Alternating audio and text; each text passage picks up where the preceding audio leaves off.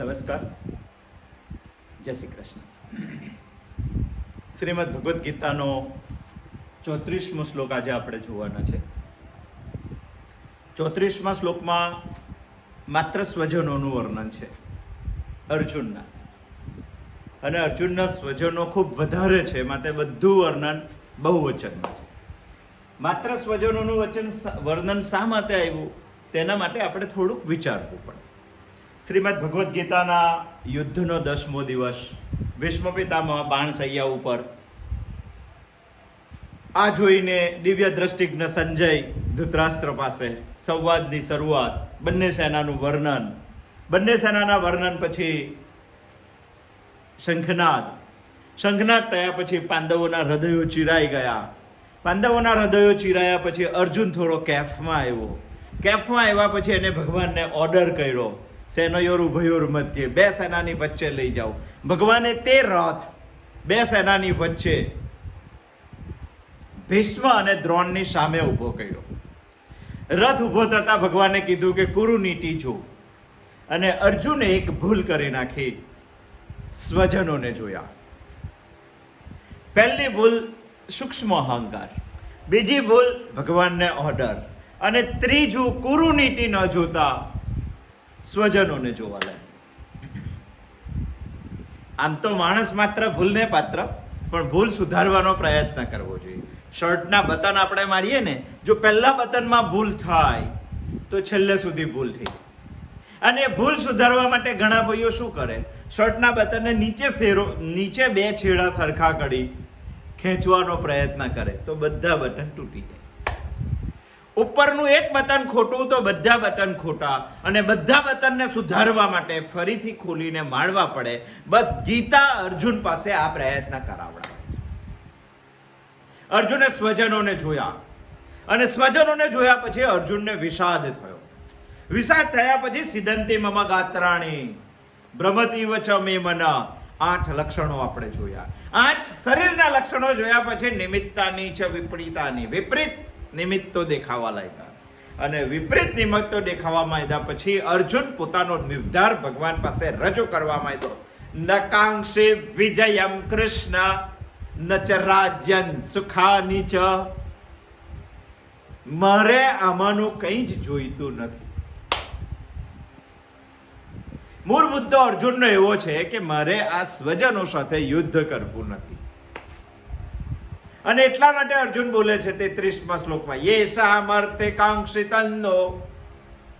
આ બધા જે યુદ્ધના મેદાનમાં ઉભેલા છે,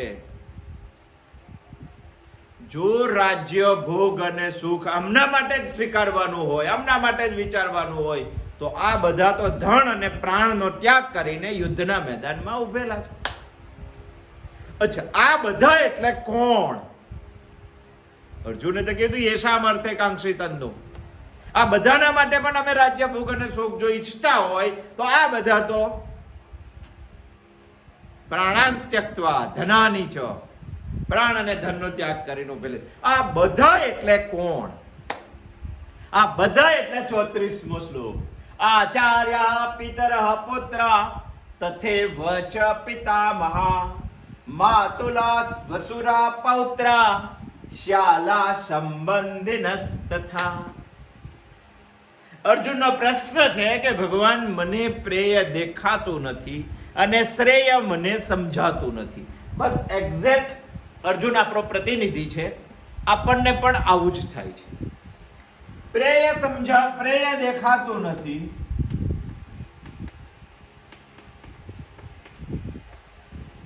અને શ્રેય સમજાતું નથી. આ અર્જુનનો પ્રશ્ન છે. એક્ઝેક્ટ આપણે આગળ જોયું હતું કે શ્રેયને સમજવા માટે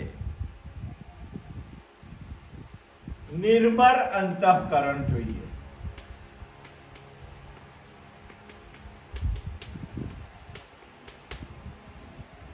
નિર્મળ એટલે શું ને અંતઃકરણ એટલે શું તે પણ આપણે જોયું હતું. પણ નિર્મળ અંતઃકરણને બગાડે છે કોણ? તો નિર્મળ અંતઃકરણને મળ બગાડે છે. મળમાં શું આવે? મળમાં બે વાતો આપણે આવે. રાગ અને દ્વેષ રહિત અને તટસ્થતા સહિત. આ બે વાતો આવે. એક્ઝેક્ટ આ બંને ભાઈઓ જ છે. કોઈ પણ વસ્તુમાં તે રાગ આવે એટલે તમને દ્વેષ આવે ને આવે જ. જો તમારામાં દ્વેષ ના હોય તો રાગ પણ ના હોય, ને રાગ ના હોય ને દ્વેષ ના હોય તો તમે તટસ્થ હો. જો તમે તટસ્થ નથી તો આ બેમાંથી એક તો છે. અંતઃકરણની 3 વૃત્તિઓમાંથી કોઈ પણ એક વૃત્તિ તમારામાં હોય અને હોય જ. અચ્છા, ગીતા શું કહેવા માંગે છે? ગીતા એવું કહેવા માંગે છે કે જો આ ના રહી શકાતું હોય, જો આ પણ આવી જતું હોય અને આ પણ આવી જતું હોય, તો અંતઃકરણમાં એક વૃત્તિ નિર્માણ કરવી જોઈએ જે આનું વિરોધી છે, વિરાગ. અને વિરાગને જ આપણે કહીએ છીએ વૈરાગ. જો આ હશે તો આ નહીં આવે, આ નહીં આવે તો મળ ઓછો થશે, મળ ઓછો થશે તો નિર્મળ અંતઃકરણ થશે, નિર્મળ અંતઃકરણ થશે તો આપણને શ્રેય સમજાશે અને પ્રેય દેખાશે. તો આપણે એને રાખીને શ્રેયને લાવી શકીશું ને.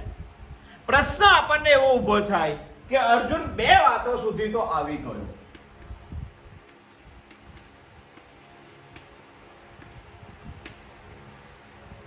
સ્વમાં પણ અર્જુને કહી દીધું નકાંક્ષે વિજયમ કૃષ્ણ નચ રાજ્યન સુખાની ચ. અર્જુને એવું કીધું કે સ્વ માટે પ્રેય મને નથી અને સ્વજન માટે પણ પ્રેય નથી. હજુ ત્રીજી એક વાત છે, હવે પછીના શ્લોકમાં આપણે જોશું. આ 3 માં આપણને જો વિરાગ થાય, આ 3 માં જો આપણને શ્રેય સમજાય, આ 3 માં જો આપણને પ્રેય ના દેખાય તો સાચું અંતઃકરણ આપણું નિર્મળ થાય. અને નિર્મળ થાય તો આપણે શ્રેયને સમજી શકીએ આ જગતમાં. ગીતા આપણને એવું કહેવા માંગે છે કે માત્ર સ્વનો વિચાર કરવા વાળો માણસ નહીં, સ્વજનમાં પણ તેને શ્રેય માટે દોરવા જોઈએ. માત્ર સ્વજન માટે નહીં, સ્વર્ગ માટે પણ દોરવા જોઈએ. આ શ્લોક છે 32, 33, 34 અને 35. આપણે સમજશું. અચ્છા, પ્રશ્ન આપણને એવો ઉભો થાય કે જો ગીતા આપણને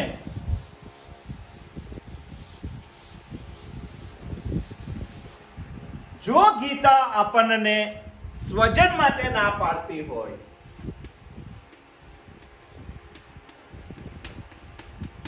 તો શું આપણે બીજાનો વિચાર નહીં કરવાનો?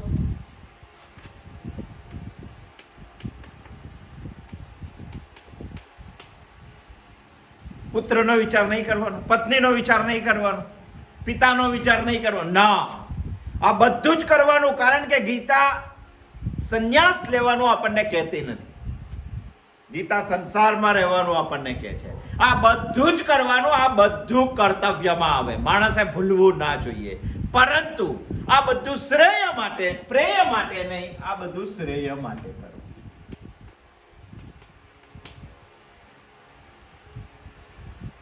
સિમ્પલ શું કહેવાય, સિમ્પલ વિચાર શ્રીમદ ભગવદ ગીતાનો એવો છે કે સંસાર છોડવાની ગીતા વાત નથી કરતી. પ્રેયના બધા સાધનોનો ત્યાગ કરવાની ગીતા વાત નથી કરતી. ગીતા એવું કહે છે કે પ્રેય સમજો અને શ્રેયના લક્ષ્ય માટે વાપરો.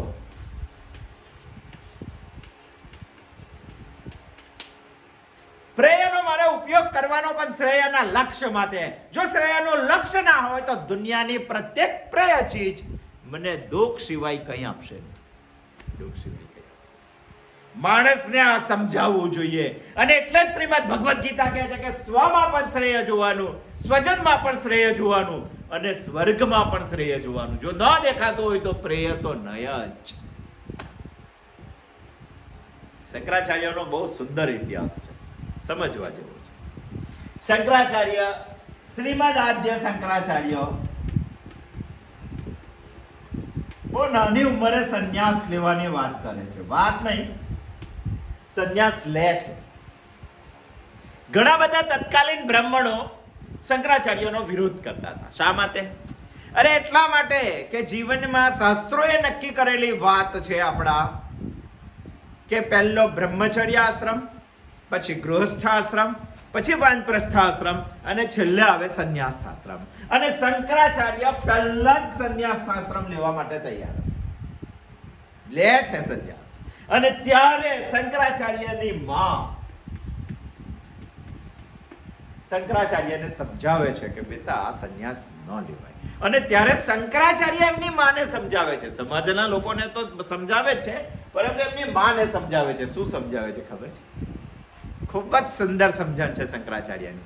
શંકરાચાર્ય એવું કહે છે કે માં, આપણે તો આ સંસારના પથિક છીએ, યાત્રીઓ છીએ. આપણે એક વાર નહીં અનંત વાર અહીંયા આવી ચૂકેલા છે. તું મારી માં નહીં, ઘણા બધાની માં બની ચૂકેલી છે. હું તારો દીકરો નહીં, ઘણા બધાનો દીકરો બની ચૂકેલો છે. અને એટલું જ નહીં, ગત જન્મોની અંદર તે ઘણા બધા સ્વજનોને ગુમાવેલા છે. અને આજે આ એક સ્વજનને ગુમાવશે તો દુઃખ શા માટે કરે છે? બહુ સુંદર સમજાવે છે કે સંસાર પથિક જેવો છે, યાત્રા જેવો છે. શંકરાચાર્ય કે એક્ઝામ્પલ તરીકે જો જોઈએ આપણે કે સંસારના પ્રત્યેક સંબંધો પથિક જેવા છે, યાત્રા સમાન છે. સમજો કે આપણે અમદાવાદથી નીકળ્યા મુંબઈ જવા માટે. એક ટ્રેનમાં આપણે બેઠા. ટ્રેનમાં આપણે એક્ઝેક્ટ આનું થોડુંક મન ઉપર ચિત્ર તૈયાર કરજો. એક ટ્રેનમાં ટિકિટ લઈને આપણે ચડ્યા. આપણો ગોલ છે મુંબઈ જવા. ટ્રેન જવાની છે મુંબઈ, પણ એવું સમજો છો કે ટ્રેન કોઈ જગ્યાએ ઊભી જ નહીં રહી. ઊભી રહીને વચ્ચે કેટલા લોકો નવા ચડે અને કેટલા લોકો નવા ઉતરે. સમજો કે કોઈ કપાલ ચહેરું અને તમે જ્યાં બેઠા છો તેની બાજુમાં જ આવીને બેઠો. એક નાનો છોકરો પણ છે અને એ કપાલ તમારી સાથે થોડી વાતચીત કરી, તો તમે વાતચીત પણ કરી. જમવાનો ટાઈમ થયો, જમવાનું કર્યું, તો બંને સાથે જઈમાં પણ ખરા.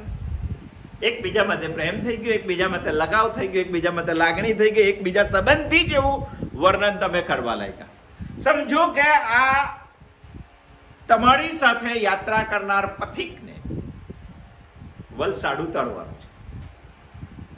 હવે ઉતારવા માટે બિસ્તરા પોટલા બાંધવા માંડ્યા, ઉભા થયા, તો તમને એના સાથે લગાવ થઈ ગયો છે, તો શું તમે વલસાડ ઉતરી પડશો?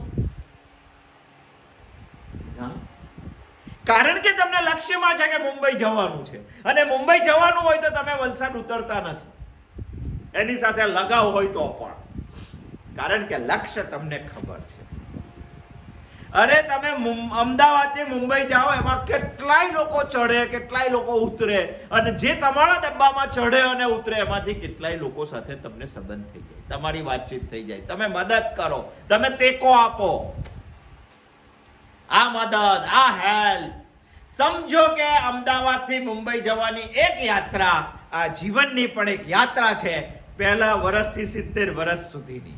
અને આ યાત્રામાં કેટલા લોકો આવશે અને કેટલા લોકો જશે.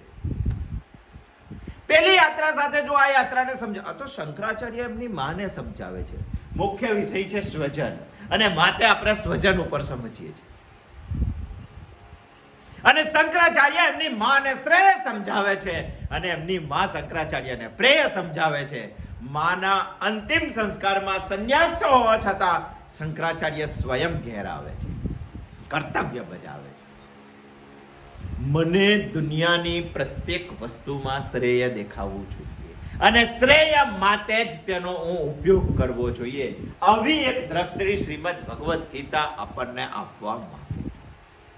ભગવાન આપણને ખેંચે છે સત્ય તરફ, અને આપણે ખેંચીએ છીએ આપણી જાતને સ્વજન તરફ. સત્ય અને સ્વજનમાં બહુ યોદ્ધાઓ જીતી ગયા છે. આ યુદ્ધ પ્રહલાદ જીતી ગયો હતો, ધ્રુવ જીતી ગયો હતો, નચિકેતા જીતી ગયો હતો, મીરા જીતી ગઈ હતી, નરસિંહ જીતી ગયો. આ બધા લોકો સત્ય અને સ્વજનની લડાઈમાં જીતી ચૂકેલા લોકો છે. અને ગીતા આપણને એ જ કહે છે, સ્વજનોને છોડવાના નથી, પણ પ્રેયમાં જતા સ્વજનને પ્રેયની સાથે શ્રેય સમજાવવા. અને એટલા જ માટે આ આખો શ્લોક 34મો શ્લોક સ્વજનો માટેનો શ્લોક છે, આખો શ્લોક. અને સ્વજનો અર્જુનના બધા બહુ છે. એટલે બધા સ્વજનો અહીંયા બહુવચનમાં છે. આચાર્ય પણ બહુવચનમાં, પિતર પણ બહુવચનમાં, પુત્ર પણ બધું બહુવચનમાં. ઢગલે બંધ સ્વજનો છે અર્જુનના, કારણ કે 18 અક્ષોની લોકો ઉભેલા હતા યુદ્ધના મેદાનમાં અને બધા સ્વજનો બહુવચન. જોઈએ આપણે એક પછી. અર્જુનની દલીલ શું છે? યુદ્ધ નથી કરવું. અને કૃષ્ણની દલીલની સામે જવાબ શું છે? युद्ध कर. कृष्ण तो यही कहता है अर्जुन को जीवन में युद्ध करना ही पड़ेगा और युद्ध नहीं करेगा तो आगे नहीं बढ़ सकेगा. वो तो करना ही पड़ेगा और करना ही पड़ेगा. इसीलिए अर्जुन अभी उसके सामने दलील कर रहा है कि मुझे युद्ध नहीं करना है. क्यों नहीं करना है? क्योंकि मुझे राज्य नहीं चाहिए, सुख नहीं चाहिए, भोग नहीं चाहिए. नकांक्षे विजयम कृष्ण. मेरी जात के लिए तो मुझे ये नहीं चाहिए, मुझे मेरे जो लोग हैं उनके लिए भी नहीं चाहिए. પોતાના માટે, પોતાના ના માટે અને પરલોક માટે પ્રેય નહીં જોઈએ. સ્વ માટે, સ્વજન માટે અને સ્વર્ગ માટે પ્રેય નહીં જોઈએ. કેટલી સ્પષ્ટ વિચારધારા છે શ્રીમદ ભગવદ ગીતાની. અને માણસ આ અનુસરે તો ભગવાન તેનાથી એક વેંટ પણ દૂર નથી. સાક્ષાત માણસ પણ વિશ્વરૂપ દર્શન કરી શકે છે જો આ વાતને અનુસરે. તો આપણે વિચારીએ છીએ સ્વજનોનો ઢગલો અર્જુન રજૂ કરે છે બહુવચનમાં એટલા માટે કે તેને યુદ્ધ નથી કરવું. આચાર્ય પિતર પુત્ર તથૈવ ચ પિતામહ માતુલા સ્વસુરા પૌત્ર શ્યાલા સંબંધિનસ્તથા. શું કહે છે અર્જુન? આચાર્યો, ગુરુજનો, સંબંધીઓ માટે આગળ પણ એક શ્લોક આવી ગયો 26મો. તત્ર પશ્યાન સ્થિતાન પાર્થ પિતૃનથ પિતામહાન. એ શ્લોક છે, એમાં પણ બધા સંબંધીઓનું વર્ણન છે. પણ 26મો શ્લોક અને 34મો શ્લોક બેમાં તફાવત છે. 26મા શ્લોકમાં તત્ર પશ્યા સ્થિતાન પાર્થ પિતૃનથ, પિતૃઓની શરૂઆત છે અને અહીંયા આચાર્યોથી શરૂઆત છે. શા માટે? અહીંયા પિતૃઓથી શરૂઆત એટલા માટે છે કે અહીંયા કુટુંબ પ્રેમ બતાવવાનો છે. અને અહીંયા અર્જુન એવું કહે છે કે મારે યુદ્ધ નથી કરવું, મારે મારવા નથી. અહીંયા મારવાનો પ્રશ્ન છે, અહીંયા કુટુંબ પ્રેમનો પ્રશ્ન છે. અને મારવાનો પ્રશ્ન છે માટે આચાર્ય પહેલા છે, ત્યાં કુટુંબ પ્રેમનો પ્રશ્ન છે માટે પિતૃઓ પહેલા છે. થિંકિંગ બધ ગીતા છે. કશું જ ગીતામાં ક્યાં પણ આડું અવળું સહેજ પણ લખાયેલું નથી. બહુ જ થિંકિંગ બધ શ્રીમદ ભગવદ ગીતા છે. આચાર્ય છે, ગુરુજનો. અર્જુન ભગવાનને દલીલ કરે છે કે ભગવાન મારી સાથે યુદ્ધમાં આચાર્યો ઉભેલા છે અને આચાર્યો ઉભેલા છે તો તેમની સાથે મારાથી યુદ્ધ ના થાય. કેમ ના થાય? કારણ કે આચાર્યમાં અર્જુન એક વસ્તુ જુએ છે, તે વિદ્યા. અને વિદ્યા ગુરુ મારા આચાર્યએ મને જે વિદ્યા આપી એ કલ્યાણ માટેની વિદ્યા હતી. કલ્યાણ માટેની વિદ્યા હતી. અને જો કલ્યાણ માટેની વિદ્યા જે વ્યક્તિ આપી હોય તો તે વ્યક્તિ મારો હિતેચ્છુ છે. જો મારો તે વ્યક્તિ હિતેચ્છુ હોય તો મારે તેના માટે પૂજ્ય ભાવ છે. જોવાની કેવી લિંક બતાવે છે. એટલા માટે તો આચાર્ય હા પહેલો શબ્દ છે. અર્જુન ભગવાનને દલીલ કરે છે કે ભગવાન કુરુક્ષેત્રના મેદાનમાં યુદ્ધની અંદર મારી સામે આચાર્યો છે. આચાર્યો અને ગુરુજનોએ મને વિદ્યા આપે છે. વિદ્યા મારા કલ્યાણ માટે આપેલી છે. જો મારા કલ્યાણ માટે વિદ્યા આપી હોય તો તે સર્વ મારા હિતેચ્છુ છે. અને જે મારા હિતેચ્છુ હોય તો હું તેમને પૂજ્ય માનું છું. અને હું જો તેમને પૂજ્ય માનું તો તેમની સામે મારાથી કેવી રીતે લડાય? અર્જુનનો આ પ્રશ્ન છે. એટલે આચાર્ય શબ્દ વાપરે છે. બીજો શબ્દ છે પિતરા. પિતૃ, પિતર એટલે પિતરુ, પિતૃ, પિતાના સંબંધીઓ અને પિતાના કાકા, મોટા પપ્પા, પિતાના જે ભાઈઓ છે, પિતાના જે સંબંધીઓ છે, એ બધા યુદ્ધના મેદાનમાં ઉભેલા છે. અર્જુનનું કહેવું એવું છે પિતરો માટે કે ભગવાન જો પિતરો સામે લડવાનું હોય તો અમારું શરીર એ પિતરોનું રૂપ છે, કારણ કે તેમાંથી અમે બનેલા છે. જો તેમનું રૂપ આ હો, અમારું રૂપ એમના રૂપ પ્રમાણે જ અમારું નિર્માણ થયેલું હોય તો પછી તેમને ક્રોધ કે લોભમાં આવી ના લડાય, ના મરાય. પાછો પ્રશ્ન તો અર્જુનનો ખરો જ. અને માતે પિતરોનો શબ્દ વાપરે છે, પછી શબ્દ વાપરે છે પુત્રુ. કેટલો સુંદર લોજિક અર્જુન વાપરે છે જો. એટલે જ મેં તમને કીધું કે જો આ જગતનો ગુરુ કૃષ્ણ ના હોત તો અર્જુનની ગીતા કઈ જુદી હોત. શેક્સપિયરના હેમ્લેટ જેવી કઈ જુદી ગીતા હોત. પુત્રોનું વર્ણન કરે છે. પુત્રોને શા માટે કહે છે અર્જુન? અર્જુન એવું કહે છે કે પુત્રોનું પાલન થાય, અને પુત્રોનું પાલન કરવું એ પિતાનો ધર્મ છે. અને કદાચ જો પુત્ર ખરાબ થાય તો આપણી સંસ્કૃતિ એવું કહે છે કે કુપુત્રો જાય તો કદાચિત કુમાતા ન ભવતી. શું લોજિક છે અર્જુનનું? પુત્રોને અર્જુન એટલા માટે અહીંયા ઉલ્લેખ કરે છે, આચાર્ય પિતર પુત્ર, એટલા માટે ઉલ્લેખ કરે છે કે પુત્રનું તો પાલન થાય, અને પાલન કરવું એ પિતાનો ધર્મ છે. અને કદાચ જો પુત્ર કુપુત્ર થાય તો માતા ક્યારેય કુમાતા ના થાય એવી આપણી સંસ્કૃતિ છે, અને માતે એમની સાથે ન લડાય. અર્જુનનો આ પ્રશ્ન છે. બીજા શબ્દ વાપરે છે પિતામહો. શું સંબંધીઓનો લિસ્ટ અર્જુને બતાવ્યું છે, ન લડવા માટેનું લિસ્ટ છે. 26મા શ્લોકમાં કુટુંબીઓ માટે કુરુનીતિ જોવાના બદલે સ્વજનોને જોવા માટેનું લિસ્ટ છે.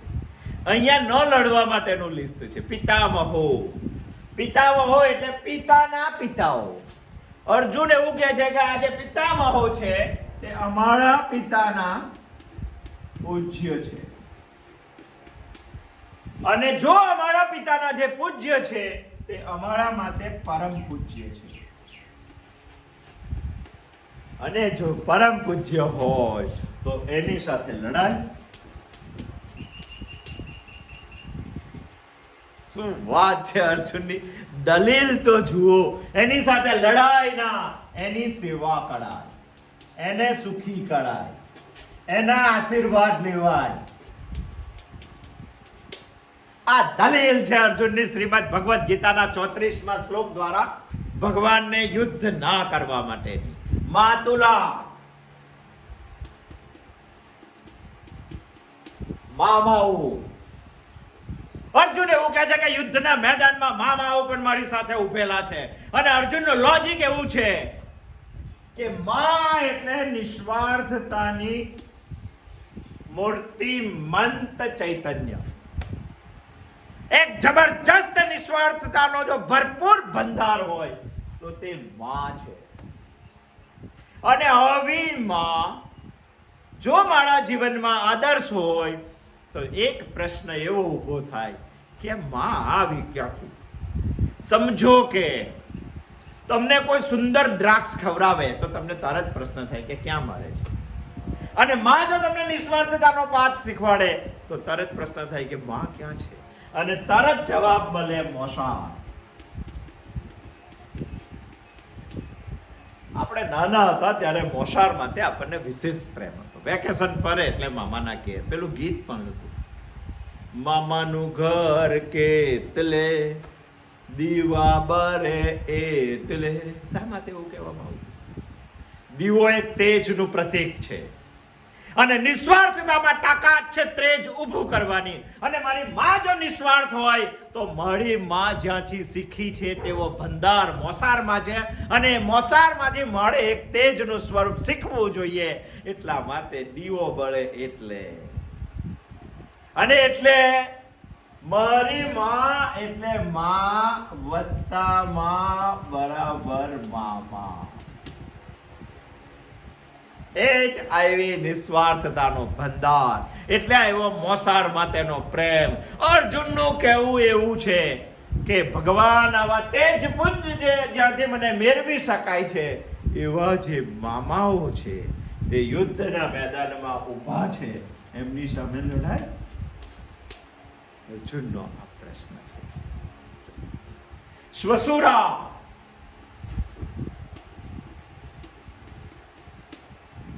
અર્જુન એવું કે છે કે બધું જથ્થાબંધ છે. અર્જુનને સસરાઓ પણ બધા બહુ છે.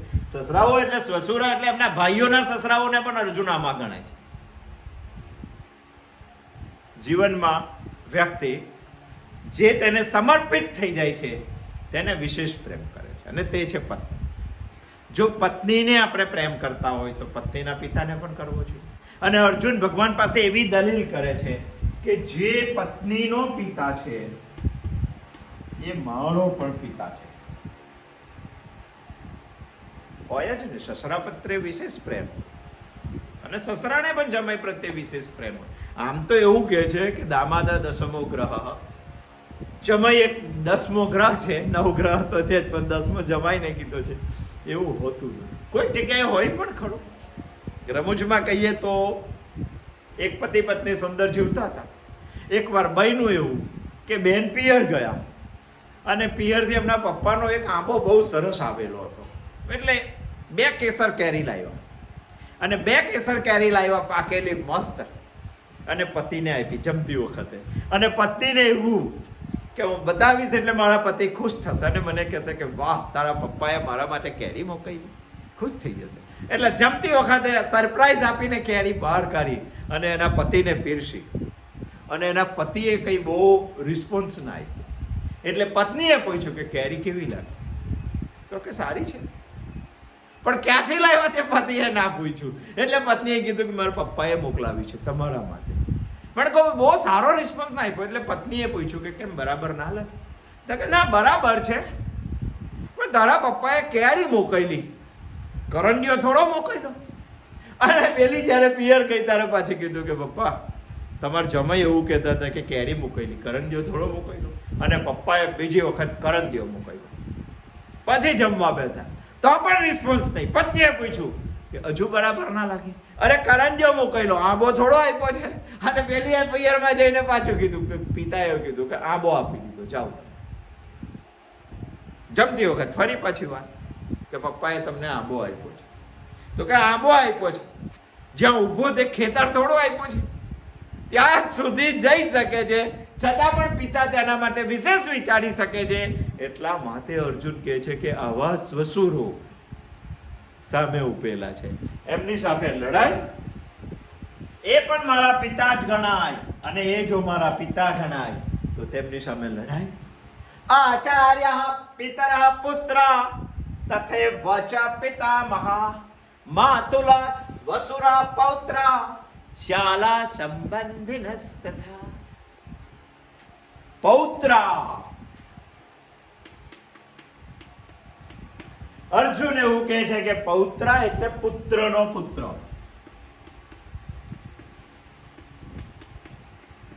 પુત્રોના પુત્રો યુદ્ધના મેદાનમાં ઉભેલા છે એવું અર્જુનનું ભગવાનને કહેવું છે. અને પુત્રોના પુત્રો હોય તો પુત્રનું જો પાલન કરવાનું હોય તો પૌત્રનું વિશેષ પાલન કરવું જોઈએ.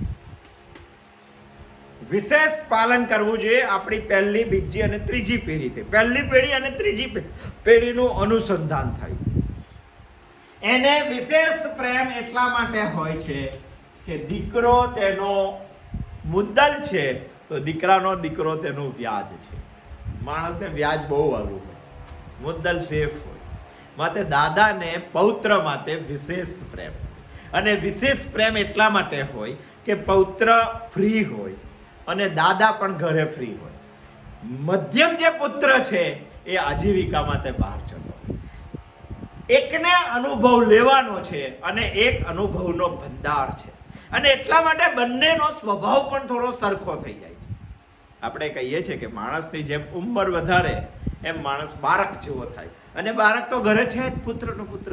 બંને સ્વભાવથી બી થોડા મેચ થાય છે, બંને પાસે સમય પણ છે, એકની પાસે અનુભવ છે, એકને અનુભવ લેવાનો છે, બંનેનું અનુસંધાન સરખું થાય છે. માટે જ આપણે કહીએ છીએ કે હંમેશા પૌત્ર દાદા જેવો થાય છે, હંમેશા ગુણ ત્રીજી પેઢીએ આવે છે. તો એટલા માટે આવે કે બંને જણનું અનુસંધાન વધારે હોય છે, અને પિતાને પુત્ર કરતા પુત્રનો પુત્ર વિશેષ પ્રિય હોય છે. એના માટે જ પિતા જીવતો હોય છે, પિતામાં. અને એટલા જ માટે અર્જુન કહે છે કે ભગવાન, આવા પૌત્રો મારી સામે યુદ્ધના મેદાનમાં ઉભેલા છે, અને આવા પૌત્ર જો ઉભેલા હોય તો એમની સામે લડાય. અર્જુનના આ પ્રશ્ન છે. પૌત્ર નહીં, સારાઓ યુદ્ધના મેદાનમાં ઉભેલા છે. સાળો એટલે પત્નીનો ભાઈ.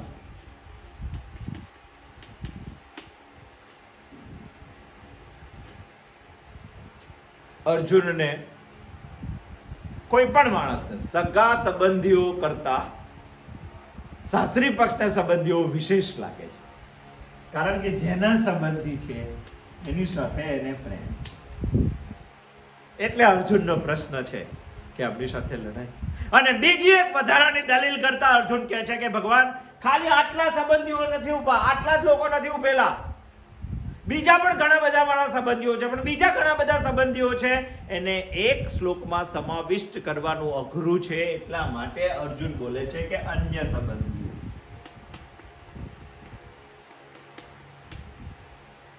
શ્યાલા સંબંધિનસ્તથા આચાર્ય પિતર પુત્ર તથૈવ ચ પિતામહ માતુલા વસુર શ્યાલા પૌત્રા શ્યાલા સંબંધિનસ્તથા.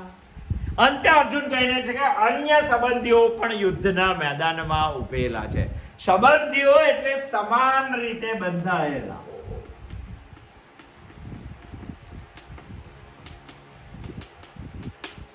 અર્જુન સાથે સમાન રીતે બંધાયેલા ઘણા બધા યુદ્ધના મેદાનમાં કુરુક્ષેત્રમાં ઉભેલા હતા. અને ભગવાનને અર્જુન એવું કહે છે, સમાન હેતુથી નહીં, લોહીના સંબંધથી બંધાયેલા. અને એટલે જ ભગવાન આપ્તજનની વાત આગળ કરશે, આપણે પણ થોડી કરી. સંબંધીઓ પણ યુદ્ધના મેદાનમાં ઉભેલા છે, અને એટલા માટે અર્જુન એવું કહે છે કે ભગવાન, આ બધા સાથે મારાથી લડાશે નહીં.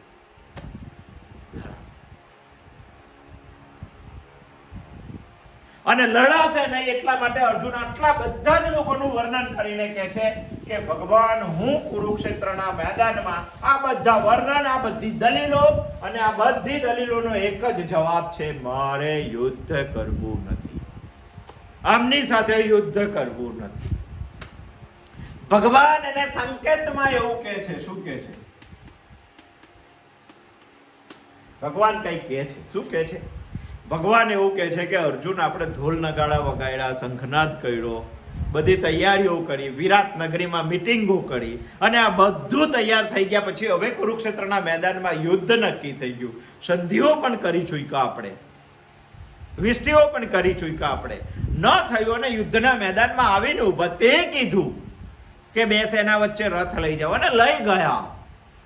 અને સમજો કે હવે તું પીછે હાથ કાઢે અને યુદ્ધ ના કરે, અને સમજો કે તારા જે શત્રુઓ છે સામેના પક્ષમાં, તો તું એવું સમજે છે કે તું શસ્ત્ર નહીં ઉપાડે તો ઈડાએ નહીં ઉપાડે, એ તને મારશે. અને એ તને મારશે ત્યારે તું શું કરશે?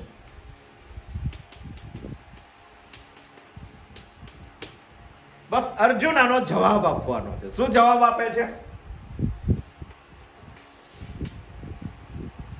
આ શ્લોકથી અર્જુન એવું કહે છે કે એસામર્થે કાંક્ષિતનનો મળે રાજ્ય સુખ અને ભોગ, એ જે લોકો યુદ્ધમાં પ્રાણ અને ધનનો ત્યાગ કરીને ઉભેલા છે તેમના માટે નથી. કોણ છે તે આ બધા છે. અને આ બધાનું વર્ણન કર્યા પછી ભગવાન અર્જુનને એવું કહે છે કે અર્જુન, તું જો શસ્ત્ર નહીં ઉપાડે તો તું એવું સમજે છે કે સામેવાળા તને નહીં મારી નાખશે.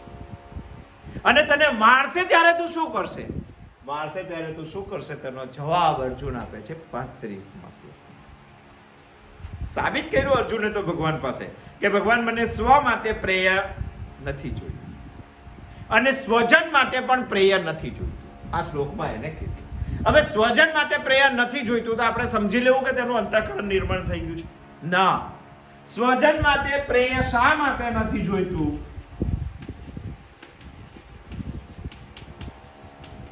એના કેટલાક કારણો હોય. ઘણા લોકોને સ્વજનો માટે દ્વેષ હોય એટલે સ્વજનોનું પ્રેય ના ઈચ્છતા હોય. ઘણા લોકોને સ્વજન માટે તિરસ્કાર હોય. દ્વેષ, તિરસ્કાર, અને એટલા માટે તે લોકો સ્વજનોનું હિત ન ઈચ્છતા હોય. ઘણા લોકોનો સ્વાર્થ હોય અને એટલે સ્વજનોનું શ્રેય ના ઈચ્છતા હોય. જો આટલા માટે જ સ્વજનોનું શ્રેય ના ઈચ્છતા હોય તો ભગવાન એવું કહે છે કે આનાથી પણ અંતઃકરણ નિર્મળ ના થાય. તો શેના માટે? અર્જુનમાં દ્વેષ છે, અર્જુનમાં તિરસ્કાર છે સ્વજનો માટે, સ્વજનો માટે સ્વાર્થ છે અર્જુનનો કંઈ. આમાંનું કશું જ. તો અર્જુનનું શું છે? એનો જવાબ છે શ્લોક 35. આવતા સોમવારે આપણે શ્રીમદ ભગવદ્ ગીતાના પ્રથમ અધ્યાયનો 35મો શ્લોક જોશું. જય શ્રી કૃષ્ણ.